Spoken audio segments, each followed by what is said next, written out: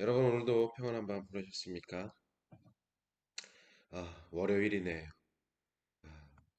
힘든 월요일이지만 말씀 묵상과 기도로 힘차게 하루를 시작하셨으면 좋겠습니다. 자, 3월 14일 월요일 주님과 함께하는 완벽한 오늘 시작합니다. 시편 7편 1절부터 17절까지 말씀 감찰하시는 하나님이라는 주제 제목으로 말씀 나눠보겠습니다.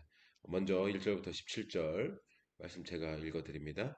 여호와 내 하나님이여 내가 주께 피하오니 나를 쫓아오는 모든 자들에게서 나를 구원하여 내소서. 건져낼 자가 없으면 그들이 사자같이 나를 찢고 뜯을까 하나이다. 여호와 내 하나님이여 내가 이런 일을 행하였거나 내 손에 죄악이 있거나 화친한 자를 악으로 갚았거나 내 대적에게서 까닭없이 빼앗았거든. 원수가 나의 영혼을 쫓아잡아 내 생명을 땅에 짓밟게 하고 내 영광을 먼지 속에 살게 하소서. 여호와여 진노로 일어나사 내 대적들의 노를 막으시며 나를 위하여 깨소서. 주께서 심판을 명령하셨나이다. 민족들의 모임이 주를 두르게 하시고 그 위 높은 자리에 돌아오소서. 여호와께서 만민에게 심판을 행하시오니 여호와여 나의 의와 나의 성실함을 따라 나를 심판하소서. 악인의 악을 끊고 의인을 세우소서. 의로우신 하나님이 사람의 마음과 양심을 감찰하시나이다. 나의 방패는 마음이 정직한 자를 구원하시는 하나님께 있도다. 하나님은 의로우신 재판장이심이여 매일 분노하시는 하나님이시로다. 사람이 회개하지 아니하면 그의 칼을 가시며 그의 활을 이미 당기어 예비하셨도다. 죽일 도구를 또한 예비하시며 그가 만든 화살은 불화살들이로다. 악인이 죄악을 낳으며 재앙을 베어 거짓을 낳았도다. 그가 웅덩이를 파 만들며 제가 만든 함정에 빠졌도다. 그의 재앙은 자기 머리로 돌아가고 그의 부학은 자기 정수리에 내리리로다. 내가 여호와께 그의 의를 따라 감사하며 지존하신 여호와의 이름을 찬양하리로다. 아멘. 음, 이 시편 7편은 성경의 그 7편 위에 가로 안에 써 있는 것처럼 다윗의 시가용입니다. 시가용.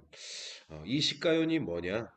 하박국 3장 1절에 나오는 시기오누시라는 말과 같은 말인데요. 지난번에 말씀을 드렸던 셀라, 이 셀라처럼 음악 용어입니다. 음악 용어다. 음악의 한 장르, 장단, 뭐 이 정도로 이해를 하시면 좋을 것 같은데요. 이 시가요는 잔잔한 애가 슬픈 노래 형식의 장단이라고 하면 될 것 같습니다. 뭐 요즘 말로 하면 발라드 뭐 이런 느낌이 아닐까. 그리고 또 이어지는 이 베냐민의 구시의 말에 따라 여호와께 드린 노래라는 설명이 있는데요.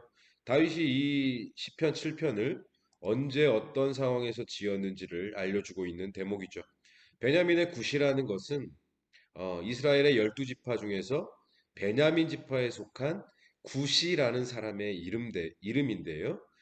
다윗을 질투해서 죽이려고 했던 사울 왕이 바로 베냐민 지파 사람이었죠.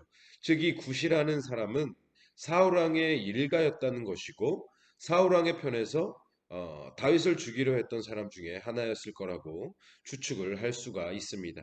그리고 다윗이 지금 이 굿이에게 어떤 말을 들었는지는 정확히 알 수 없지만 굉장히 마음이 상하는 이 비난의 말을 듣고 그 상한 마음으로 부르고 있는 시가연, 슬픈 애가 이렇게 7장을 이해하시면 될 것 같습니다.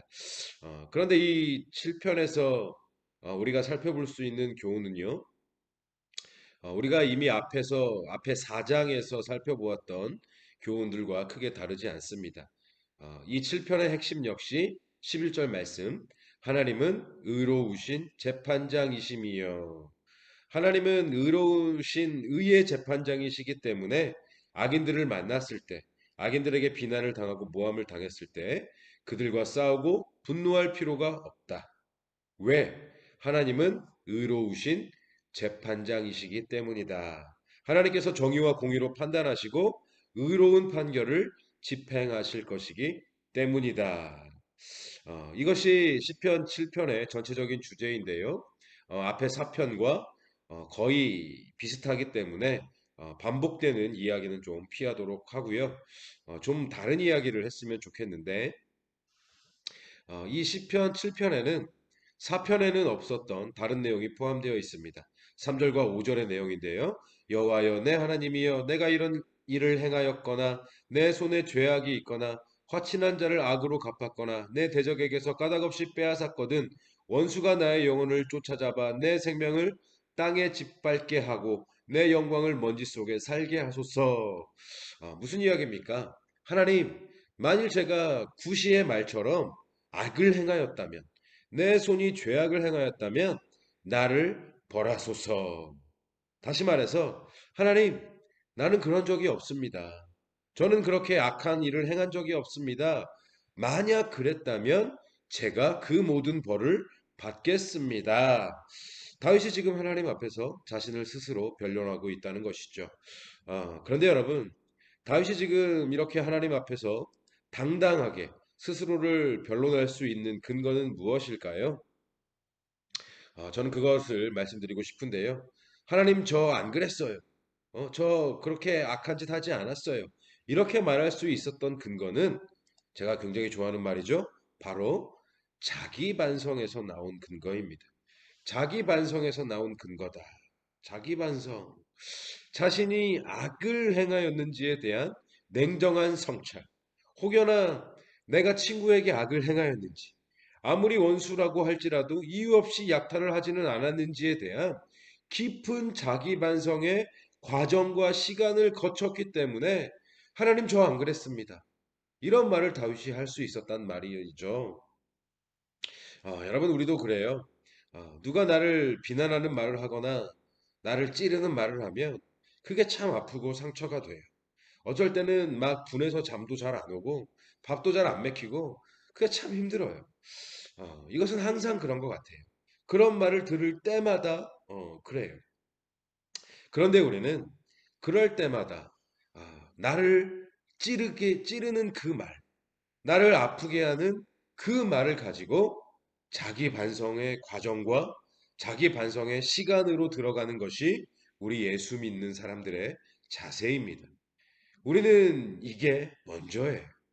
내가 정말 비난받을 만한 언행을 하지는 않았는지, 혹시나 나도 모르게 그런 악을 행하지는 않았는지, 냉정하게 스스로를 돌아보는 것이 가장 첫 번째. 그게 바로 우리의 1번입니다. 당연히 아파요. 아프다니까요. 억울해요. 화도 나요. 하지만 본문 속의 다윗과 같이 그 아픔과 억울함을 가지고 하나님 앞에 엎드려 자신을 돌아보는 것이 우리 믿는 사람들이 취해야 할 자세인 것입니다. 너무나도 중요한 얘기예요. 왜 그래야 하냐고요? 왜 그래야 하냐? 구절을 보실까요? 의로우신 하나님이 사람의 마음과 양심을 감찰하시나이다. 다시 한번 의로우신 하나님이 사람의 마음과 양심을 감찰하시나이다이다. 하시나이다. 아, 우리는 하나님을 속일 수 없기 때문입니다. 우리 하나님은 우리의 마음과 양심을 감찰하시는 분이시기 때문에 나라는 존재에 대해서 속속들이 다 알고 계세요. 다 알고 계세요. 그렇기 때문에 우리가 사람은 속일 수 있을지 모르겠지만, 내 스스로는 속일 수 있을지 모르겠지만, 아닌 척 할 수 있지만, 죄 안 지은 척 할 수는 있지만, 하나님은 속일 수 없다는 것입니다. 나에 대해서 다 아시는, 다 알고 계시는 하나님 앞에서 어떻게 우리가 의로운 사람인 척 기도할 수 있겠습니까? 내가 지은 죄가 있는데 어떻게 그 죄를 덮어두고 깨끗한 척 할 수 있겠습니까? 이거 안 되거든요. 이게 안 되는 게 우리예요. 그래서 나의 마음과 이 양심을 감찰하시는 하나님 앞에서 자신을 돌아보고 회개할 것은 회개하고 돌이키는 것은 돌이키는 것이 우리가 살 수 있는 길이다. 그리고 이것이 이루어진 후에야 비로소 다윗과 같이 하나님 앞에서 스스로를 변론하며 탄원할 수 있는 자격이 주어진다라는 것, 이것을 꼭 기억하셨으면 좋겠습니다. 이런 의미에서 의로우신 재판장이 되시고 또 우리의 마음과 양심을 감찰하시는 하나님 앞에서 늘 자신을 돌아보고 반성할 줄 아는 저와 여러분들이 되셨으면 좋겠습니다. 그래서 의로운 척이 아니라 깨끗한 척을 하는 사람이 아니라 하나님이 인정하시는 의로운 사람, 하나님이 인정하시는 깨끗한 사람들이 다 되셨으면 좋겠습니다. 그렇게 오늘 하루도 주님과 함께하는 완벽한 오늘이 되시기를 주님의 이름으로 간절히 축원합니다. 자, 오늘의 기도 제목을 드립니다. 시간을 내셔서 꼭 5분 이상씩 기도하시기를 바랍니다. 이 5분의 기도가 오늘 우리의 24시간을 살릴 줄로 믿습니다.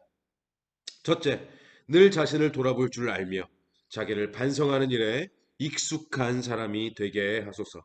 둘째, 우리의 마음과 양심을 감찰하시는 하나님 앞에 거짓 없이 신실하고 진실하고 거룩하게 살게 하소서. 셋째, 한 주간의 삶을 시작하면서 이 한 주의 삶도 하나님의 영광과 영원권을 위해 힘쓰는 한 주가 되게 하소서. 넷째, 코로나로 인해 잃어버린 한국교회 성도들의 신앙과 예배를 회복시켜 주소서. 다섯 번째, 온맘교회와 송대성 목사가 하나님이 하고자 하시는 일에 귀하게 쓰임받는 도구가 되게 하소서.